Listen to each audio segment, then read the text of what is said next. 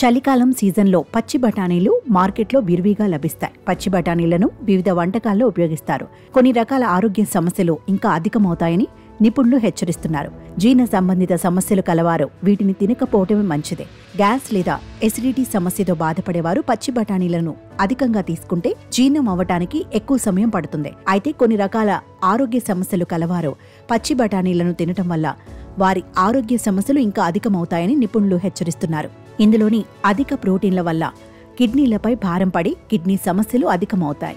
శరీరానికి కావలసిన ప్రోటీన్లు, అమైనో యాసిడ్లు, విటమిన్ డి పుష్కలంగా లభిస్తాయి. ఈ న్యూట్రియంట్స్ యూరిక్ యాసిడ్ ని అధికంగా ఉత్పత్తి కావడానికి దోహదం చేస్తాయి. అధిక యూరిక్ యాసిడ్ శరీరంలో నిలిచిపోవటం వల్ల స్ఫటికాలుగా మారి కీళ్లలోకి చేరి కీళ్ల నొప్పులు వచ్చే ప్రమాదం ఉంటుంది. అధిక యూరిక్ యాసిడ్ తో బాధపడేవారు వీటిని తినకపోవడమే మంచిది. ఊబకాయలో ఎక్కువ మొత్తంలో పచ్చి బఠానీలను తీసుకోవటం వల్ల ఇందులోని కార్బోహైడ్రేట్లు ఎక్కువగా శరీరంలోకి చేరి ఊబకాయానికి దారితీస్తుంది.